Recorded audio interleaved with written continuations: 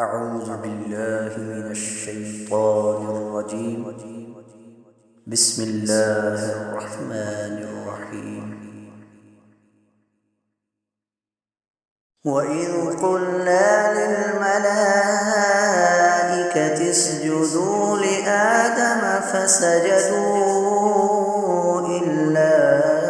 إبليس أبى فقلنا يا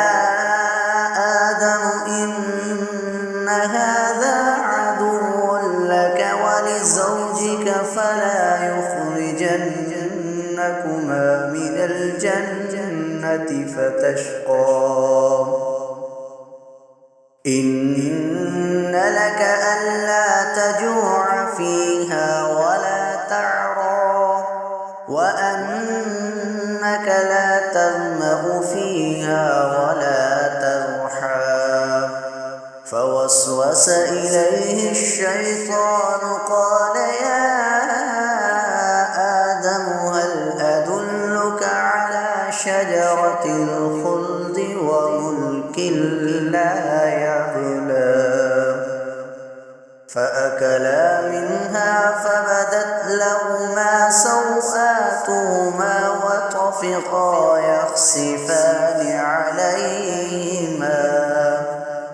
وطفقا يخصفان عليهما من ورق الجنة وعصى آدم ربه فغوى ثم اجتباه ربه فتاب عليه وهدى قال اهبطا منها جميعا بعضكم لبعض عدو فإما يأتينكم مني هدى فمن تبع هداي فلا يضل ولا يشقى ومن أعرض عن ذكري فإن له معيشة ضنكا ونحشره يوم القيامة أعمى قال رب لم حشرتني أعمى وقد كنت بصيرا قال كذلك أتتك آياتنا فنسيتها وكذلك اليوم تنسى وكذلك نجزي من أسرف ولم يؤمن بآيات ربه ولعذاب الآخرة أشد وأبقى أفلم يهد لهم كم أهلكنا قبلهم من القرون يمشون في مساكنهم إن في ذلك لآيات لأولي النهى ولولا كلمة سبقت من ربك لكان لزاما وأجل مسمى فاصبر على ما يقولون وسبح بحمد ربك قبل طلوع الشمس وقبل غروبها ومن آناء الليل فسبح وأطراف النهار لعلك ترضى ولا تمدن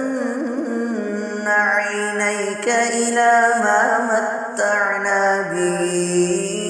أزواجا منهم زهرة الحياة الدنيا لنفتنهم فيه ورزق ربك خير وأبقى وأمر أهلك بالصلاة واصطبر عليها لا نسألك نسألك رزقا نحن نرزقك والعاقبة للتقوى وقالوا لولا يأتينا بآية من ربه أولم تأتهم بينة ما في الصحف الأولى ولو أنا أهلكناهم بعذاب من قبله لقالوا ربنا لولا أرسلت إلينا رسولا فنتبع آياتك من قبل أن نذل ونخزى قل كل متربص فتربصوا فستعلمون من أصحاب الصراط السوي ومن اهتدى صدق الله